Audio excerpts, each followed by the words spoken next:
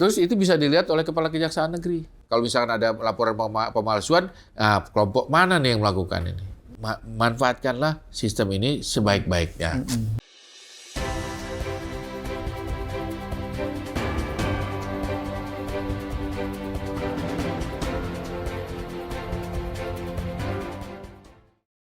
Assalamualaikum warahmatullahi wabarakatuh. Selamat sore, salam sejahtera buat kita semua. Apa kabar sahabat Berita Desa dimanapun Anda berada? Sore hari ini sangat beruntung kita berkunjung ke ruangan kerja Profesor Dr. Reda Mantovani. Pasti sudah kenal semua nama ini, ya. Beliau Jaksa Agung Muda bidang intelijen, ya. Wajah beliau sangat mudah kita kenali. Jadi kalau ada acara, kegiatan apapun nih, penampilan beliau khas ya. Nanti kita akan tanya nih kenapa beliau punya penampilan yang berbeda dari yang lain nih. Oke, kita langsung sapa Profesor Reda Mantovani. Prof, selamat sore. Selamat sore. Apa kabar, Prof? Alhamdulillah. Ini puasa-puasa masih kelihatan seger ini. Itu wajib itu wajib. Kemarin saya lihat Prof lari sore ya? Sore, itu masih rutin. Ini bulan puasa gini? Iya, ya biasa kan Selasa, Kamis, hari Minggu gitu kan. Seminggu 3 kali lah, ya kan. Ini mungkin kelihatan Prof selalu awet muda. Iya, jadi badan biologisnya nggak sesuai usia sebenarnya. Iya, gitu. itu dia. Ini kalian dari dulu ya, Prof? Dari dulu. Olahraga ya? Olahraga. Dulu rutin. Taekwondo dulu ya? Dulu taekwondo, ya sekarang juga masih ada latihan-latihannya lah, ya kan. Tapi yang jelas wajibnya tuh jogging, itu lari. Dulu taekwondo terakhir kalau beltnya itu hitam itu. Nanti rencananya malah mau dikasih itu namanya ada apa ya Mas, istilahnya penghargaan nih. Dari Korea sana. Dari Korea langsung. Jadi sabuk berapa gitu, tapi ya penghargaan. Kayak profesor aja kan ada tuh, profesor honoris causa. Ini sabuk honoris causa. Itu udah dipanggil suhu dong itu ya? Sabem.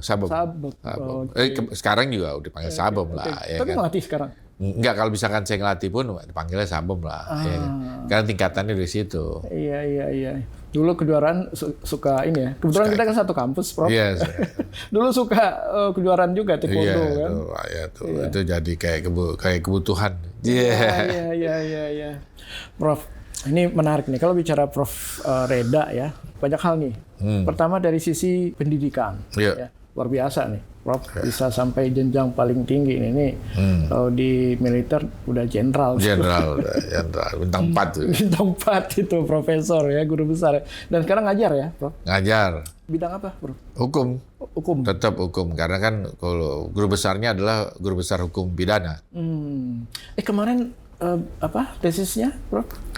Tentang hoax ya? Hoax. Ya, berita-berita bohong. Apa pertimbangan untuk ngambil itu, Bro? Pertimbangannya itu sebenarnya kan saya pernah nulis juga di media online dan beberapa tulisan lain, tinggal dipertajam di dalam orasi ilmiahnya. Iya. Kenapa perlu? Karena memang semua dari berbagai kalangan pasti mainin itu media sosial. Iya kan? Ya kalau udah tingkat dewasa mungkin bisa kontrol, tapi kan ini anak-anak muda segala macam itu perlu kita ingatkan. Karena jarimu adalah harimaumu, bukan mulut aja. Sekarang ya. Harimau. Karena dengan jari ini, kalau dengan hati yang tenang, hati yang clear gitu, maksudnya jelas kesadarannya tinggi, dia nggak akan aneh-aneh lah. Tapi kalau dengan penuh emosi, megang medsos, penuh kebencian, megang medsos, kira-kira apa juga kemarahan dituangkan dalam medsos. Dan sekarang makin banyak kasus-kasus dan itu kan ya. Berbahaya kan, sayang gitu, udah masih muda, generasi muda jatuh gara-gara keisengan jari karena emosi. Itulah. Iya. Itu kan sebenarnya teknologi kan berkah. Ya. Tapi karena dengan emosi yang tinggi menjadi bawa musibah. Iya. Prof, saya lihat juga Prof juga aktif di disabel ya, saya lihat ya. Sampai difabilitas. Sampai bawa juga ke luar negeri waktu itu ya. Iya, untuk ini Paralimpiade. Selain itu juga kita ya untuk di sini juga banyak kan. Kita di disabilitas itu kita support. Salah satunya nanti juga kita kerjasama dengan Grab itu, dengan Grab, dengan OVO. Kita mau bikin makan bergizi gratis untuk SLB. Oh. Karena pemerintah kan Belum masuk sebenarnya sana, belum melengkapi ke situ. Kita ngelengkapi ke SLB. Karena SLB ini perlu makanannya pun mesti khusus. Iya. Ya kan nggak sembarangan, nggak bisa disamaratain. Maka kita fokusnya ke sana lah. Mumpung nanti pemerintah masih belum ke arah situ, kita lengkapi lah, lengkapi. Kita bantu pemerintah. Oke. Dan Prof ini perhatiannya kepedulian ke sosial tinggi sekali. Tapi kenapa juga harus ngurusin tupai? Saya lihat ngurusin kura-kura. Itu gimana ceritanya, itu Prof? juga kan. Kenapa pemikiran ke sana? Karena yang kita support itu kan semua makhluk hidup, bukan cuma manusia. Karena makhluk hidup lainnya pun perlu kita komunikasikan, perlu kita support.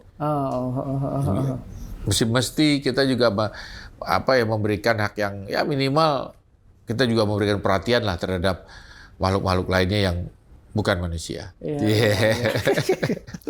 Prof, ada khas kalau Prof hadir nih di acara gitu kan. Orang udah tahu nih, apalagi tinggi besar nih. Wah ini Prof Reda udah datang gitu kan. Kelihatan dari rambutnya yang mengkilat.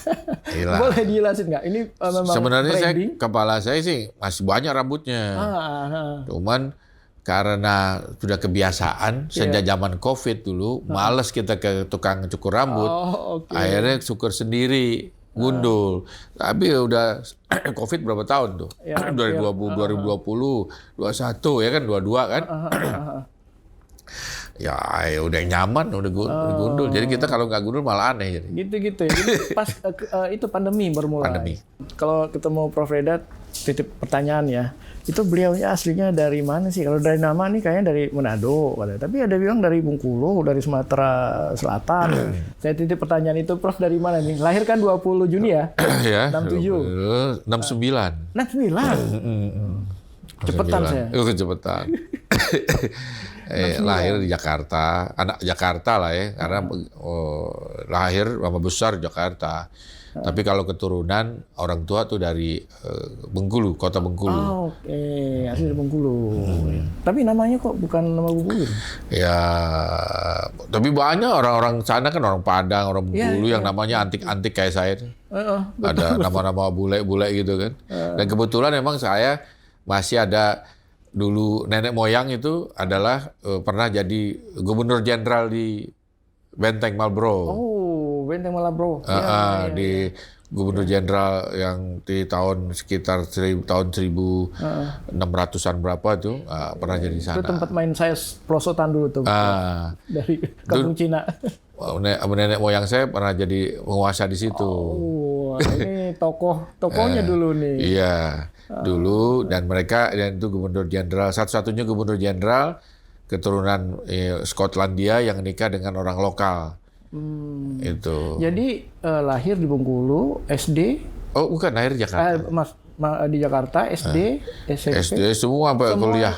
Oke. Sampai kuliah saya di Jakarta. Oke. Prof, kemarin ada launching itu sistem ya? Jaga desa. Itu apa sih sebenarnya, Prof? Itu jadi kan gini.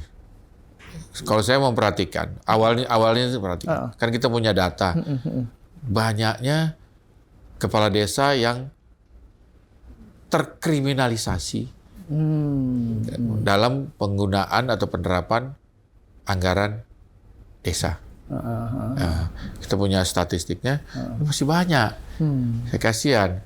Kalau yang memang niatnya jahat, mau mencuri uang itu, ya saya sih nggak terlalu nggak terlalu pusing. Kalau memang jahat, ya kan? Masuk aja. Masuk. Tetapi ada juga. Tidak. Karena ketidaktahuannya, ketidakpahamannya, akhirnya salah posting rugi, duitnya ada kerugian negara, ya kan? Akhirnya masuk. Nah itu yang ingin saya cegah. Itu pertama itu ada sehingga bagi kepala desa yang memang tidak punya niat jahat untuk mencuri uang itu, ya kan?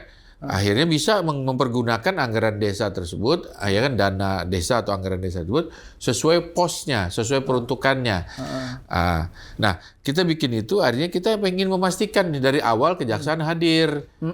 Jangan sampai jangan salah posting nih, salah pakai. Ini dana untuk ini kok jangan kamu pakai untuk ini, dana posnya untuk kegiatan A tapi dia pakai untuk B.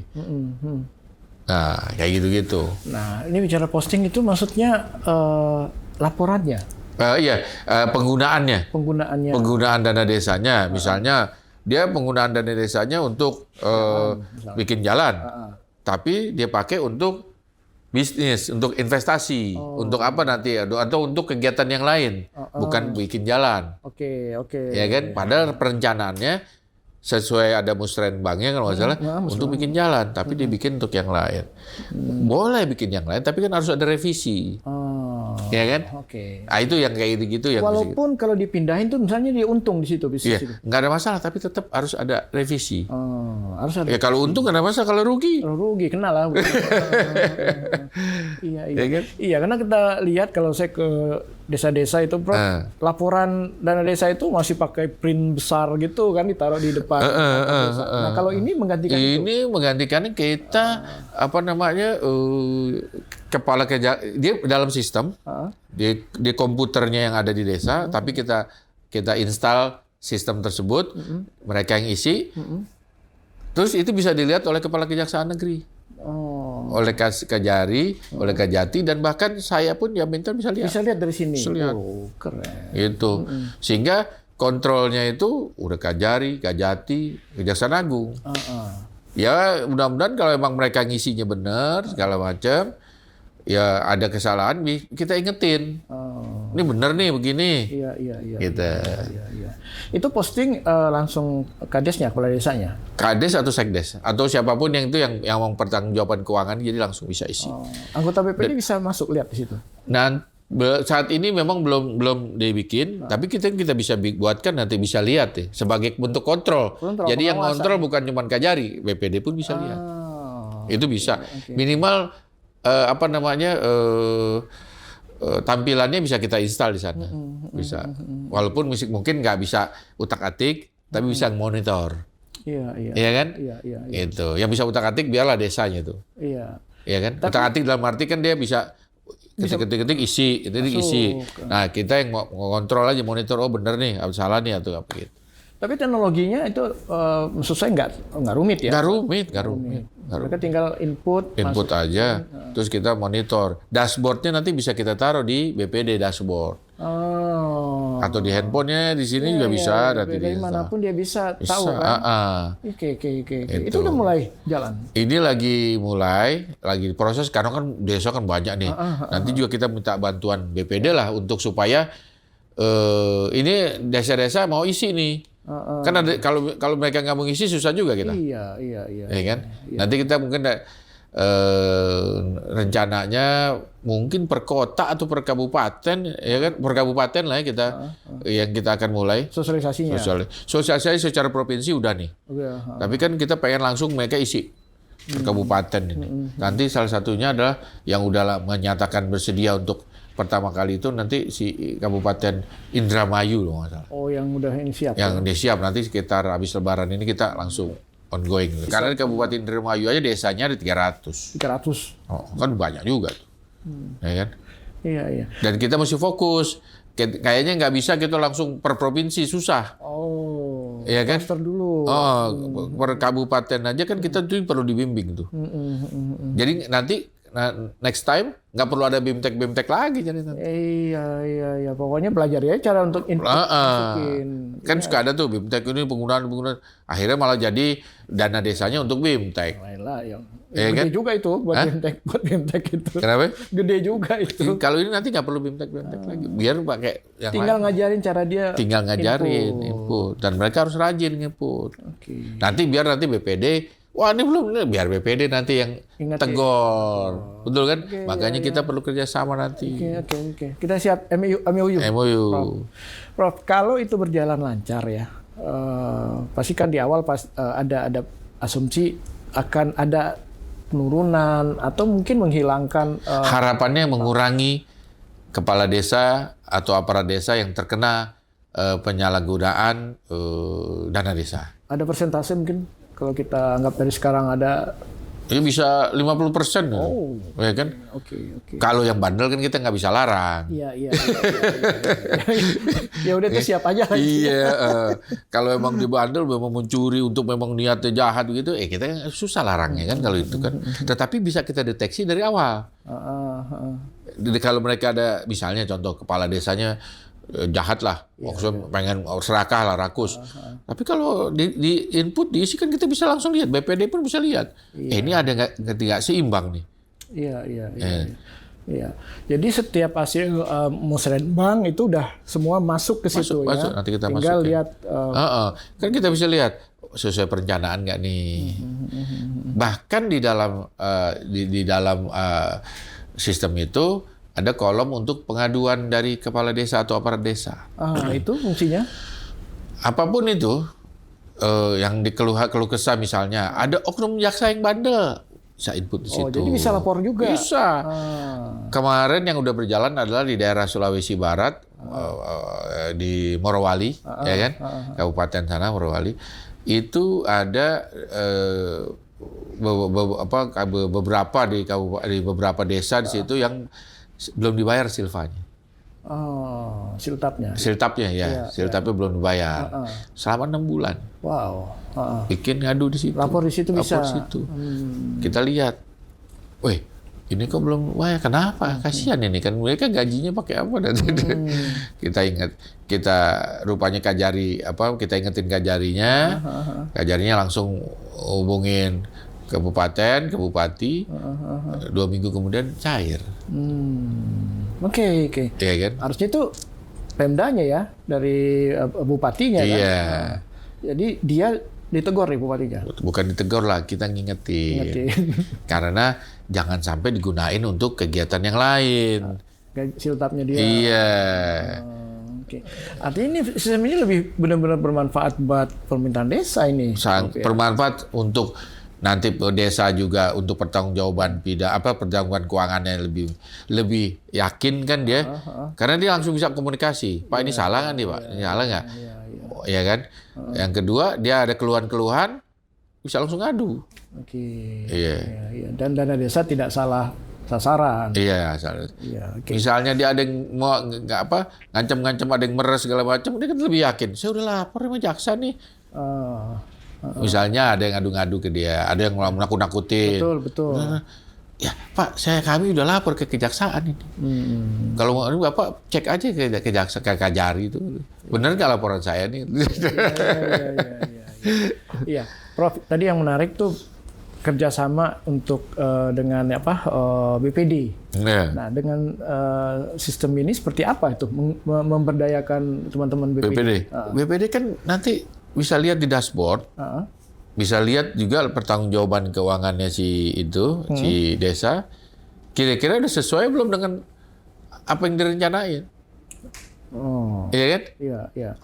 Situ ada tuh kolom-kolomnya, ada asetnya juga, ada pemanfaatan aset. Ya, misalkan punya aset disewain, ada pemasukannya berapa, ada di kolom-kolomnya. Nanti bisa dipelajarin. Gitu. Termasuk misalnya kan BUMDes itu kan dapat modal kerja kan 100 juta. Iya. Itu kelihatan di situ. Ada kolom BUMDesnya ada. Cuman kita kemarin belum terlalu fokus ke BUMDes. Nanti kita bisa breakdown lagi. Ya kan? Karena kita fokusnya ke desa. Desanya. Belum masuk ke BUMDesnya. Belum masuk ke BUMDes. Ada kolom BUMDesnya tapi belum detail. Ya kan? Tapi dengan nanti ada rencana koperasi. Betul. Wah, itu perlu didetailin. Iya, dan ini duitnya gede soal itu. Iya, lebih besar lagi dari dana desa. Iya, dana desa yang lebih gede itu. Nah, itu gimana? Karena kena Prof udah ke sana saya kepancing. Nanti kita perbaiki lah. Kita perbaiki sistem ini. Iya kan? Itu kan gampang. Maksudnya kan mau tinggal ditambahin ininya aja. Di dalam kolom itu kita ditambahin isiannya, itu aja. Oke, tapi Prof kalau lihat dari rencana koperasi desa ini, Prof lihatnya seperti apa nih? Dari sisi pengawasan tugas Jamintel ya? Iya, kalau kita kan jelas pencegahan lah ya. Iya. Pencegahan dan tata kelola, ya kan? Agar jalan program pemerintah ini, ya kita akan support lah, salah satunya dengan memperkuat dengan si jaga desa ini, kita perkuat. Bahkan ya dengan pupuk Indonesia aja kami sudah MOU, udah kerjasama agar distribusi pupuk yang dari pabrik sampai ke kios kita punya datanya. Nah dari kios ke masyarakat, ya kan ke Poktan, itu nanti biar kita bisa kontrol dari situ. Termasuk pemalsuannya. Kalau nanti kan ketahuan nanti. Ini Poktan kalau misalkan ada laporan pemalsuan, kelompok mana nih yang melakukan ini? Yang jelas itu bisa dieliminir bukan dari pabrik. Iya. Gitu kan. Karena dari pabrik kan kita udah punya ini datanya. Kita sampai udah berkunjung kok ke Pupuk Indonesia itu, kita lihat mekanismenya bagaimana sampai ke kios. Kios kan kios itu kan bisa melayani beberapa desa itu kan. Iya. Jadi sekarang untuk jaga desa, Kejaksaan sudah MOU dengan Kemendes ya. Kemendes. Terus dengan tadi Pak yang udah kerjasama untuk program itu jaga desa. Itu nanti kita dengan pupuk tadi ya. Pupuk juga udah pupuk Indonesia. Kalau kita dengan kabupaten atau pemerintahan sih, kita bukannya MOU kalau itu. Memang ya kerja bareng antara Porkompimda aja, mendorong jari dengan kota masing-masing supaya ngisi inilah. Ya, rencananya kan kita supaya lebih kuat ininya dalam penerapannya, kita nanti mungkin kerjasama dengan BPD atau dengan asosiasi lain. Iya. Untuk bisa, saya pengen BPD ini nanti bisa mendorong para desa nginput gitu pertanggungjawabannya atau sistem ini supaya diinput. Kira-kira BPD bisa kan? Sangat bisa. Nah, bisa. Nah, kaitan ke Siltap tadi yang Kades yang terlambat. Itu BPD juga masih banyak juga yang sampai 6 bulan belum dibayarkan, tapi tunjangan ya. Itu bisa juga input situ. Tinggal input nanti biar kan kita bisa lihat. Kejaksaan mana nih? Wilayah ini. Biar nanti kan kita tinggal kasih ingat Kajarinya. Kajari jangan tidur. Itu. Ya sangat ini sebenarnya, sangat bermanfaat buat kepala desa. Kita ngelindungin desa lah. Secara proaktif dari awal. Teman juga ada ini juga mungkin ada. Makanya BPD harus ngasih inget nih, jangan juga ada perasaan takut nanti ke kita. Kita seolah-olah diintelin dari awal. Nggak ada, niat kita bukan itu, kita ngejagain. Walaupun sekarang ada muncul kesan seperti itu, Prof. Ada kesan kayak gitu. Iya. agak takut-takut juga mereka sekarang kan. Ya minimal kan kalau misalkan itu takut nggak mencuri uang itu jadi takut. Jadi dari awal jaksanya ngeliatin aja. Iya. Kalau yang memang pikirannya positif kan nggak perlu takut. Iya. Kan? Oke, Prof, nih di pertanyaan sih dari kemarin nih. Ya. Tantangan utama untuk Jamintel ya, untuk bisa membuat lebih transparan, terjaga, ya tidak terjadi penyelewengan, apalagi salah sasaran, itu gimana, Prof? Ini dia, makanya kita nggak bisa jalan sendiri. Kemendes pun juga tangannya kan nggak sampai ke bawah. Makanya kita perlu BPD atau asosiasi lain untuk supaya ini nih kehambatan-hambatan yang kita nggak tahu nih, apa di desa nih permasalahan apa dalam ngisi kan, misalkan internet ya. Nanti kita bisa minta Pemda setempat, itu dibantu dong dari desa ini internetnya dibagusin, misalnya contohnya begitu. Terus juga misalkan ada desa-desa yang nggak ngisi, kan kita perlu mereka isi nih. Nah, kita minta bantuan lah, gitu. Tapi standar ininya internet harus bagus itu ya. Ya minimal ya kalau memang bisa masuk HP gitu untuk WA itu standar lah, itu rendah kok, nggak terlalu berat-berat amat. Tapi di Sukabumi itu, Prof, itu di bawah jalan itu udah blank itu. Udah blank ya. Makanya perlu mungkin ada yang kayak apa ya istilahnya ya Starlink kayak gitu kan, mesti kan kita bisa ngingetin Pemdanya, tolonglah dibantu desa. Ya kan? Oke. Jadi start awalnya pertama nanti di Indramayu ya. Rencananya itu Indramayu. Karena yang udah menyatakan kesiapannya itu. Kalau di beberapa daerah lain tuh udah ada sebagian desa-desa yang udah isi, udah ada. Cuman nggak komplit. Kami itu pengen yang komplit, satu kota, satu kabupaten isi semua. Input semua, jadi rata semua. Ya mungkin pekerjaannya agak berat ini, agak panjang ceritanya nih. Iya Kan? Iya. Tapi udah dimulai lah ya. Mulai. Kalau nggak dimulai, nggak jalan-jalan. Karena perjalanan 10 mil pun harus dimulai dengan satu langkah. Iya. Habis itu running kita. Iya. Prof, jadi kalau kita lihat jumlah desa yang hampir 70 ribuan lebih sekarang kan.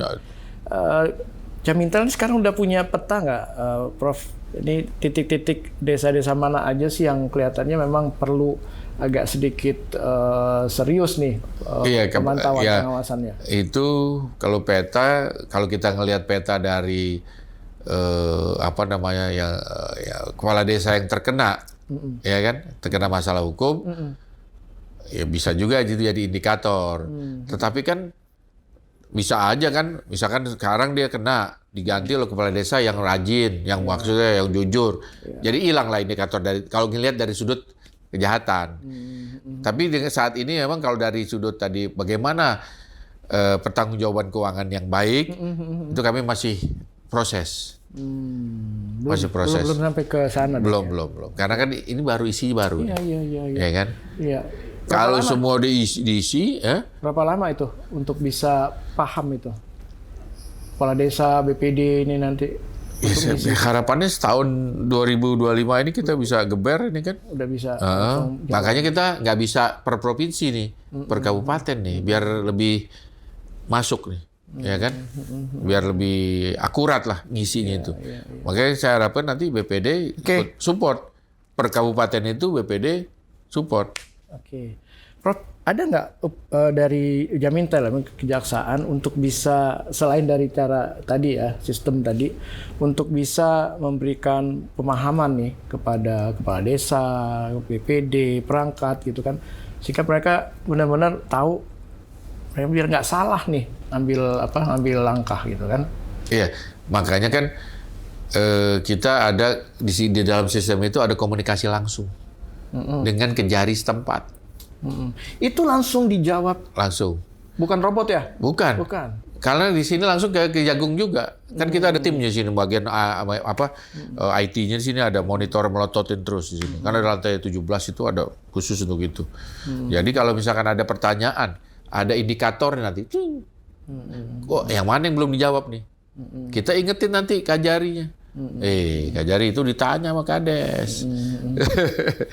Oke. Itu. Dan saya nanti ujung-ujungnya di akhir tahun ini nanti akan bikin penilaian. Kajari mana yang desa-desanya sudah mengisi pertanggungjawabannya secara utuh. Jadi Kajari ini punya desa binaannya di wilayahnya masing-masing. Daerah masing-masing. Iya. Iya, jadi Kejarinya yang dapat ini nih reward nih kalau bagus ya. Iya. Nanti mungkin kita bisa bikin acaranya yang biasa di acara BPD itu, ya kan? Betul kan? Iya, Apetnas Award kan? Iya, Apetnas Award. Kajari ini nih, bukan cuma Reda yang dapat gitu kan? Iya, ini tahun lalu ya. Iya. Tapi itu kena memang penggagas untuk ini juga. Gagas yang bikin ini. Betul, nanti Kajari yang kita kasih penghargaan, ya kan? Iya. Jadi mereka kepacu untuk betul-betul memaksimalkan. Dan akhirnya Kajari pun benar-benar sangat memahami wilayahnya. Nggak hanya di kantor dia. Oh, ternyata seluruh desa di bawah wilayahnya dia tahu. Ya kan permasalahannya. Iya. Nah, dengan Kemendes itu khusus ini ada kerjasama juga? Ada memang Kemendes. Kita kan artinya Kemendes itu kita ingin tahu nanti. Kan dia juga ada sistem lah dia tuh. Cuma kan dia sistemnya adalah bagaimana penyalurannya kan, penyaluran itu mana aja yang sudah dapat. Cuman kan kalau kita kalau cuma memonitor aja kan, kalau bagi kita kan nggak cukup. Monitor kita bisa tegur kalau kita. Iya, iya. Kalau teguran di kejaksaan kan beda sama teguran di Kemendes. Betul. Tegurannya halus tapi bikin ini ya. Iya, bikin panas keringat dingin. Iya kan? Iya. Itu kenapa itu kok pertanggungjawabannya kok agak kurang? Ini yang sisanya kemana nih? Ditanya begitu aja kan udah. Iya. Walaupun itu bukan audit, ya kan? Makanya perlunya mereka ada bagusnya kalau mengisi itu supaya tadi mencegah. Iya. Kalau ternyata memang anak buahnya Pak Kades yang nyalahgunain kan kita nggak tahu. Tuh. Oke, Prof. Terakhir nih mungkin ya. Saya lihat belakangan putrinya Prof itu ya, Cahaya ya. Udah ikut juga di di lingkungan hidup sosial. Iya. Gitu, ya. Kebetulan hobinya sama. Ya. Jadi emang saya akhirnya itu putri nomor satu. Nomor satu ya. Nomor satu. Kemudian dia kan memang dia arsitek, punya bisnis sendiri ya kan, bikin perumahan-perumahan gitu kan. Terus bisnis kegiatan sosialnya kita sama kita. Iya. Gitu. Prof, closing statement. Ya. Apa saran Prof untuk kepala desa ya, biar nggak salah, terus BPD sesuai dengan tupoksinya dan perangkat juga seperti apa, Prof? Kalau menurut saya, nih para kepala desa, para kades, manfaatkanlah niat baik dari kejaksaan. Ya, kalau kejaksaan intinya ingin mengurangi, ya kan, para kepala desa atau aparat desa yang terkriminalisasi akibat penyalahgunaan anggaran desa atau dana desa ini. Kita ingin mengurangi deh. Kalau mau membersihkan susah kalau itu. Karena kan ada juga yang memang pengen jahat gitu, memang niat jahat itu kan kita kayak ingin mengurangi kepala desa yang tidak punya niat jahat, tetapi hanya nggak paham. Ya kan, hanya mau nggak paham, dia mempercayakan kepada anak buah segala macam, bisa terkena, kan kita ingin mengurangi itu. Nah, juga kami ingin menilai juga tingkat kepatuhan desa terhadap pengelolaan dana desa ini. Manfaatkanlah itu, ya kan? Karena kalau nggak dimanfaatkan, ya mumpung kalau memang kita ada di tingkat baik ini, kita isi baik-baik, kita untuk mencegah. Ya kan, kalau nggak dimanfaatkan nanti bisa bablas. Kalau bablas kita ya udah biar aja, kan nanti ada jalurnya. Kalau dia bablas, akhirnya penyalahgunaan anggaran dana desa, nanti masuk pidana. Supaya ini manfaatkanlah sistem ini sebaik-baiknya. Dan dalam rangka ini BPD pun saya himbau untuk turut memonitor, mendorong. Udah isi belum tuh sistem jaga desa ini dari kejaksaan? Hati-hati kalau belum diisi. Saling mengingatkan, BPD kan tugasnya kan ngawas. Betul. Mengingatkan. Nah, minimal kalau sudah isi agak berkuranglah kekhawatiran. Karena sudah diisi, minimal waktu dia ngisi kan, pertanggungjawabannya udah pas belum nih? Nah itu juga bisa buat ketahanan pangan, bisa juga untuk makan bergizi, bisa. Karena kan semua fokusnya di desa. Juga satu itu klik di jaga desa itu. Nanti kan kelihatan tuh, kolom-kolomnya tuh kelihatan, mau yang mana. Termasuk nanti di BUMDes pun, nanti kita detailkan juga. BUMDes dan Koperasi Desa Merah Putih. Nanti kita detailkan di situ. Tapi kan kalau sekarang sebelum arah itu, saya pengen perkuat dulu nih aplikasi jaga desa. Isi mereka semua. Kalau itu baru kita berkembang, ambil paralel lah. Ya harusnya sih teman-teman kepala desa, BPD dan perangkat desa betul-betul terbantu nih dengan adanya sistem itu ya. Saya yakin kok itu karena tujuan kami memang membantu dan juga akhirnya juga mengurangi BIMTEP. Yang sebenarnya kalau udah gitu ngapain BIMTEK lagi? Udah tinggal input dia. Input aja. Kalau nggak tahu, tanya di situ. Di aplikasinya, di sistem. Ada kolom pertanyaan. Pernah dapat angka, Prof, penghematan berapa dari situ? Enggak, ini kan belum nih. Belum ya. Kita harapkan penghematannya ya maksimal lah. Ya kan, minimal tidak disalahgunakan. Atau tidak tersalahgunakan. Kan Kalau yang disalahgunakan itu yang niat sengaja. Kalau tersalahgunakan nggak sengaja, nggak ada niat untuk itu. Oke. Prof, kita 18-19 ada rakor desa. Rakor desa.